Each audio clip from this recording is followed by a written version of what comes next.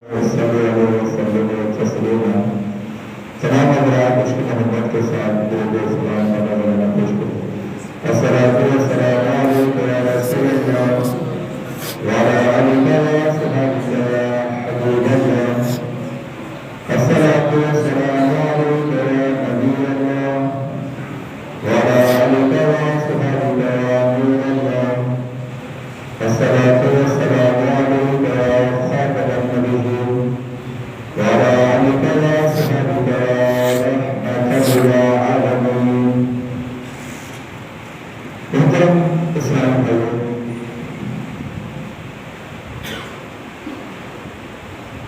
مقاصد السالکین یہ کتاب کا نام ہے. اس کے اندر درود و سلام کی فضیلت بڑی نمایاں طور پر اور بڑی فضیلت والی کہ بنی اسرائیل کا 200 سالہ مجرم تھا. کس کا تھا؟ بنی اسرائیل. یعنی 200 سال اس نے عمر پائی. 200 سالوں میں اس نے لڑائی جھگڑے گناہ لوگوں کو ستانا یہ سارے کام کیے. تو ایک دن وہ دنیا سے چلا گیا، مر گیا.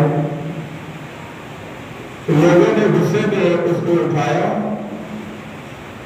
بغیر کفن دیے بغیر نہلائے اٹھا کر کوڑا کرکٹ میں ڈال دیا.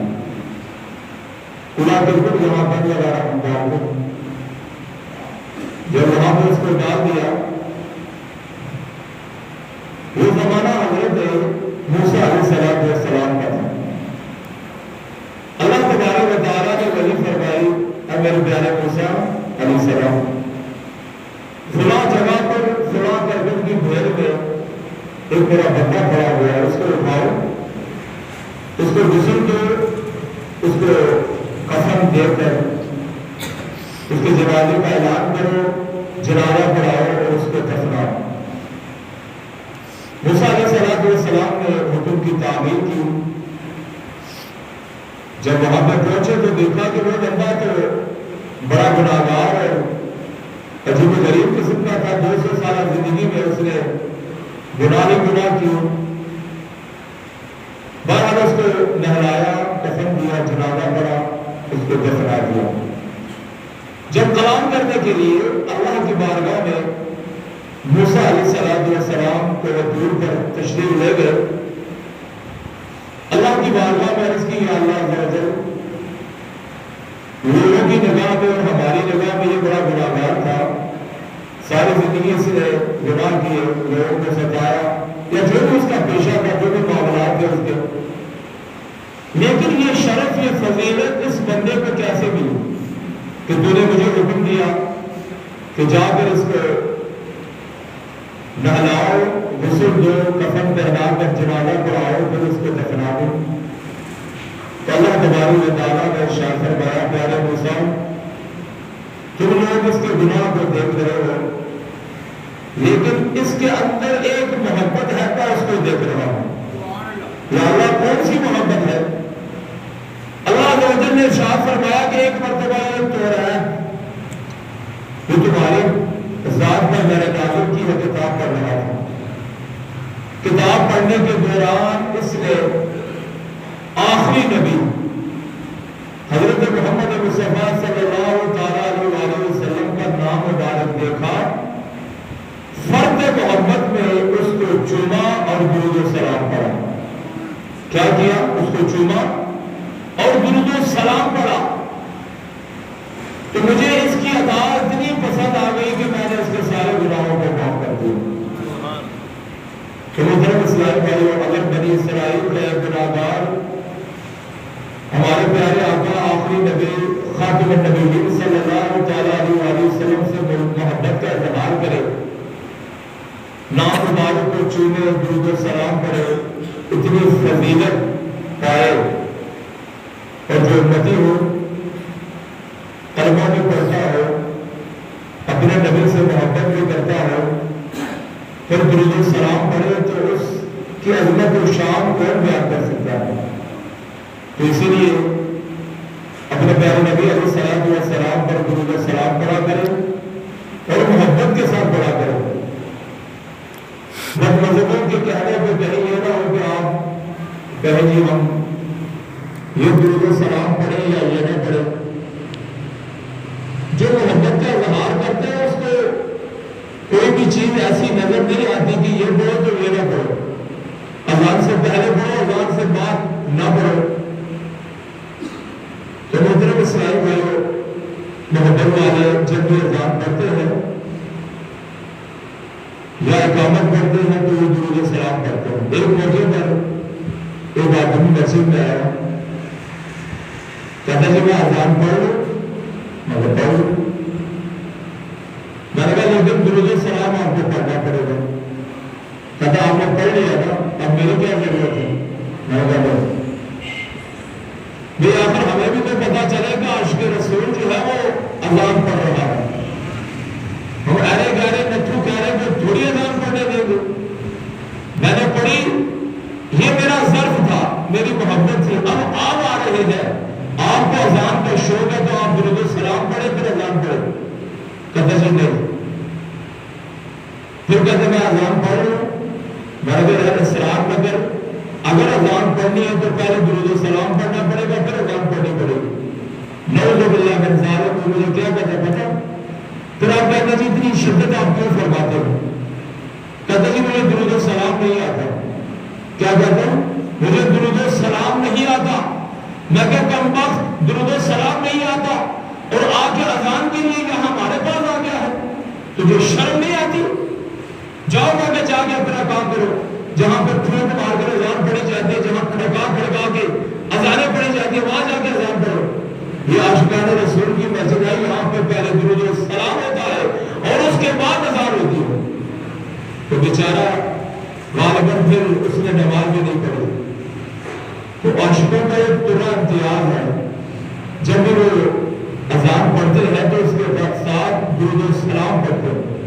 میرے آقا علیہ الصلوۃ والسلام نے ارشاد فرمایا, جو جمعے کے روز مجھ پر تقریباً 80 مرتبہ درود و سلام پڑھتا ہے, اللہ تبارک و تعالیٰ اس کے 80 سال کے گناہوں کو معاف فرما دیتا ہے.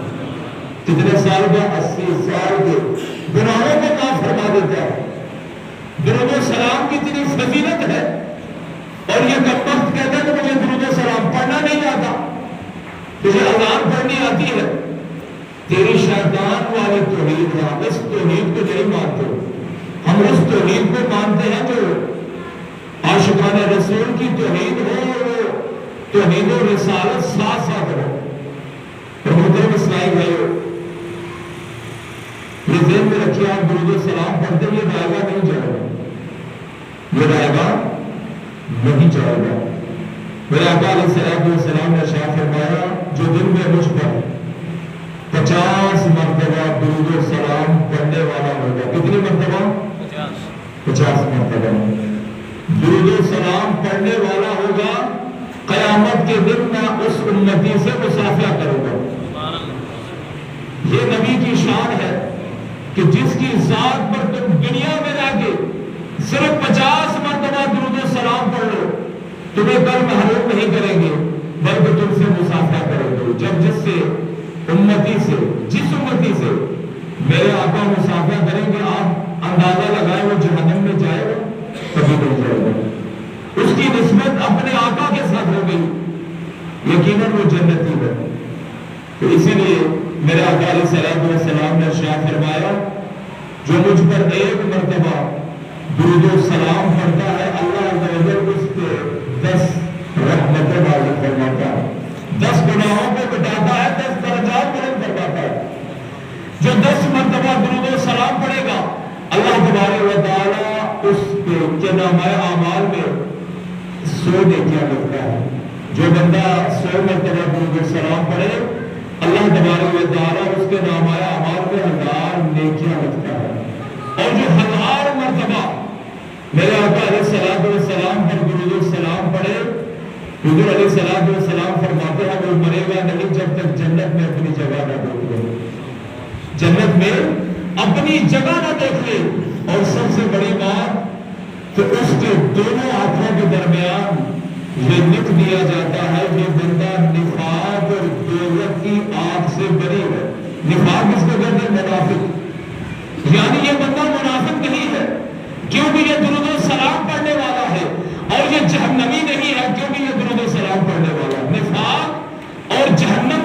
سے وہ بری ہے۔ منافق درود و سلام نہیں پڑھتا اور عاشق جو ہے وہ درود و سلام چھوڑتا ہے۔ تو اسی لیے اس کو اپنا ورد بنا لو، جہاں تک ہو سکے درود و سلام پڑھ لیا کرو۔ یہ گناہوں کا کفارہ بھی ہے، نیکیاں بھی ہے اور جنت کے درجات بھی بلند ہوتے ہیں۔ میرے آقا علیہ السلام نے یہاں تک ارشاد فرمایا جب قیامت کا دن ہوگا بڑا دہشت ناک ہوگا، بڑا پرخطر ہوگا، بڑا گھبراہٹ کا معاملہ ہوگا، اور جو درود و سلام پڑھنے والا ہوگا اللہ تبارک و تعالیٰ اس کو ایسا نور عطا کرے گا، اگر پورے محشر کے میدان میں اس درود و سلام کو بانٹ دیا جائے وہ کافی ہوگا۔ یعنی جتنی امت نے درود و سلام پڑھا ہوگا اللہ تبارک و تعالیٰ اسی انداز کے ساتھ قیامت کے دن اس کو نور عطا کرے گا، جس نور کے ذریعے وہ پورے صراط بھی کراس کرے گا، اور اس کے بعد اللہ تبارک و تعالیٰ اس کے حساب و کتاب میں تخفیف فرمائے گا کہ یہ میرے محبوب علیہ السلام کی ذات پر درود و سلام پڑھنے والا ہے۔ تو اللہ کی بارگاہ میں دعا ہے کہ رب العالمین ہمیں کثرت کے ساتھ درود و سلام پڑھنے کی توفیق عطا فرمائے۔ حکایتیں اور نصیحتیں، یہ کتاب کا نام ہے، اس کے اندر ایک حدیث مبارکہ لکھی گئی جس کے راوی حضرت علی المرتضیٰ شیر خدا کرم اللہ وجہہ کریم ہیں۔ تو میرے آقا علیہ السلام نے ارشاد فرمایا اللہ تبارک و تعالیٰ نے مجھے اپنے نور کے جوہر سے بنایا۔ اللہ نے مجھے، یعنی میرے آقا علیہ السلام فرماتے ہیں اپنے نور کے جوہر سے بنایا، اور جب بنایا اس کے بعد اپنے سامنے کھڑا کیا۔ جب سامنے کھڑا کیا تو اللہ کی جلال اور اللہ کی عزت و عظمت کے سامنے مجھے پسینہ آ گیا۔ مجھے کیا آیا؟ پسینہ آ گیا۔ جب پسینہ آیا تو اس پسینے سے پہلا قطرہ گرا۔ اے ابو بکر، اللہ نے تیری ذات کو بنایا۔ جب اس پسینے سے دوسرا قطرہ گرا، اے عمر، اللہ تبارک و تعالیٰ نے تیری ذات کو بنایا۔ اور جب اس پسینے سے تیسرا قطرہ گرا تو عثمان، اللہ نے تیری ذات کو بنایا۔ اور جب اس پسینے سے چوتھا قطرہ گرا، اے علی المرتضیٰ شیر خدا، اس سے اللہ عز و جل نے تیری ذات کو بنایا۔ اللہ نے مجھے اپنے نور کے جوہر سے بنایا اور تمہیں اللہ نے میرے نور کے جوہر سے بنایا۔ تو یہ اللہ عز و جل کے پیارے صحابہ کرام کی شان ہے کہ اللہ تبارک و تعالیٰ نے ان کو اللہ کے محبوب کے نور کے جوہر سے بنایا۔ تو میرے آقا علیہ السلام نے یہاں تک ارشاد فرمایا جب قیامت کا دن ہوگا میں اپنی قبر مبارک سے اس انداز کے ساتھ اٹھوں گا کہ میرے دائیں جو ہے وہ ابو بکر صدیق ہوگا، میرے دائیں ابو بکر صدیق ہوگا، اور میرے بائیں جو ہے وہ عمر فاروق اعظم رضی اللہ تعالیٰ ہوگا، اور میرے آگے جو ہے وہ علی المرتضیٰ شیر خدا، اور میرے پیچھے عثمان غنی رضی اللہ تعالیٰ عنہ ہوگا۔ اس انداز کے ساتھ میں محشر کے میدان میں آؤں گا، اور علی المرتضیٰ شیر خدا کرم اللہ وجہہ کریم نے نوال حمد کا جھنڈا پکڑا ہوگا، اور اس میں 2 پردے لگے ہوں گے۔ صحابہ کرام علیہ رضوان نے عرض کی یا رسول اللہ صلی اللہ علیہ وسلم، کیا علی المرتضیٰ شیر خدا کرم اللہ وجہہ کریم جو ہے وہ لوال حمد جو جھنڈا ہے اس کو اٹھا سکیں گے؟ ارشاد فرمایا کیوں نہیں، اللہ تبارک و تعالیٰ نے علی المرتضیٰ شیر خدا کو بڑی طاقت سے نوازا ہے۔ تو قیامت کا جب دن ہوگا میرے آقا علیہ السلام ارشاد فرماتے ہیں کہ حوض کوثر کے 4 کونے ہوں گے، حوض کوثر کے 4 کونے ہوں گے۔ یہ دن حضرت علی المرتضیٰ شیر خدا کی یاد میں ہے، لیکن سمجھانا مقصود یہ ہے کہ ہم علی المرتضیٰ شیر خدا کے محبت کا دم بھرنے والے نہیں ہیں. ہمیں تو دامن جو ملا ہے وہ ابوبکر صدیق رضی اللہ تعالیٰ عنہ اور حضرت عمر فاروق رضی اللہ تعالیٰ عنہ، حضرت عمر عثمان غنی رضی اللہ تعالیٰ عنہ کو ملا ہے.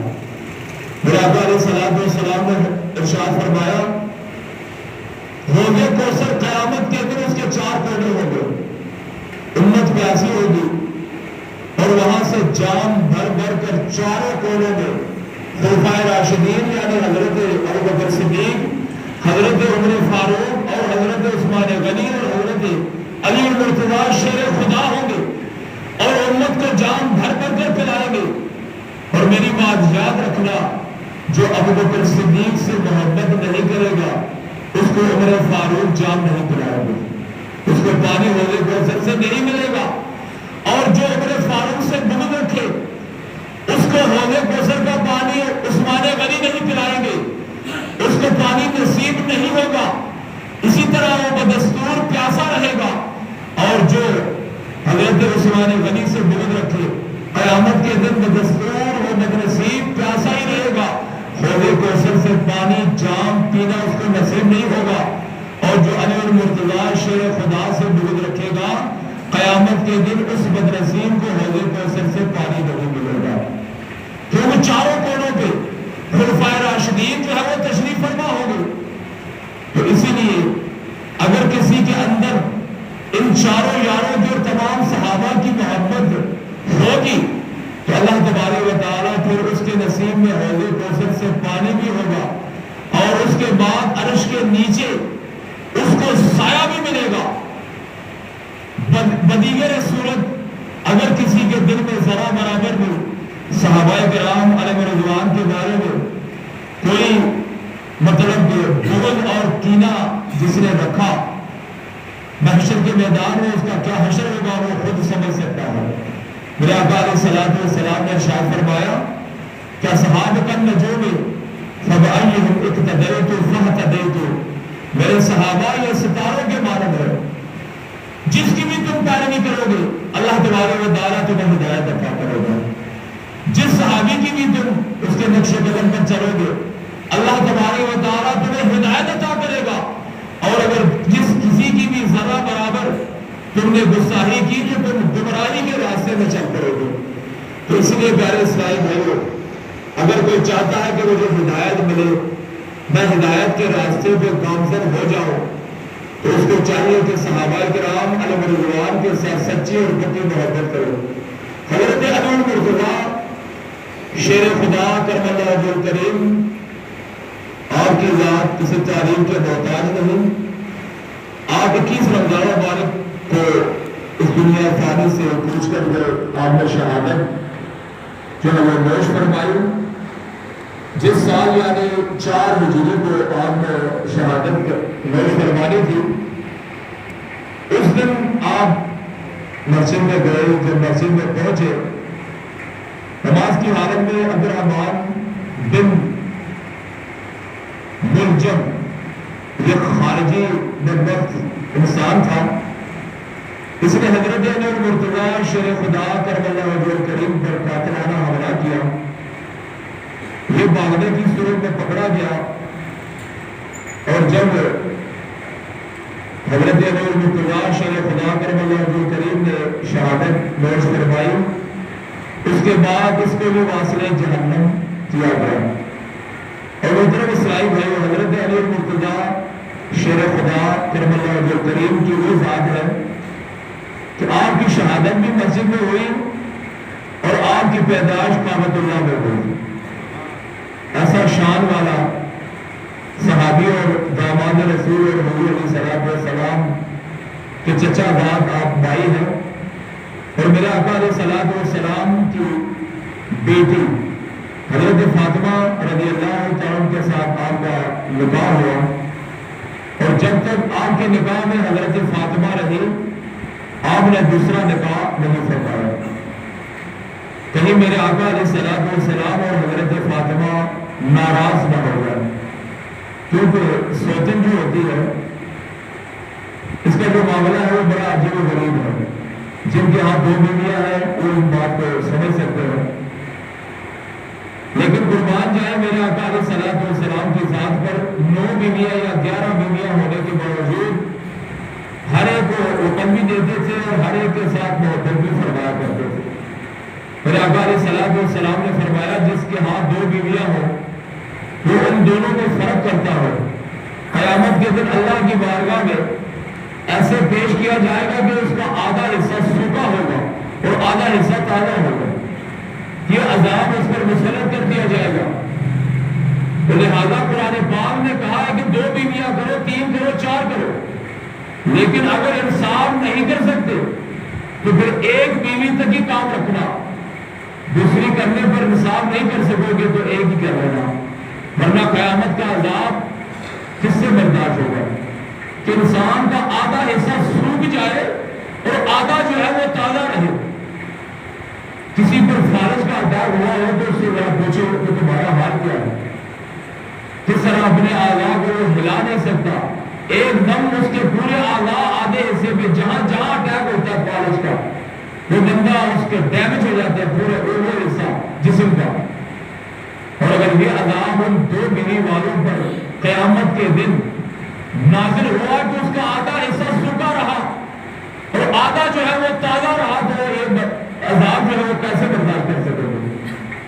حضرت علی مرتضیٰ شیر خدا کرم اللہ وجہ الکریم اللہ تبارک و تعالیٰ نے آپ کو وہ شان عطا کی کہ جب آپ پیدا ہوئے ابو طالب کے گھر 3-4 اولاد پہلے ہی تھی تو میرے آقا علیہ الصلوۃ والسلام نے ارشاد فرمایا ابو طالب میرے چچا اگر تو مناسب سمجھے تو علی کو مجھے دے دو.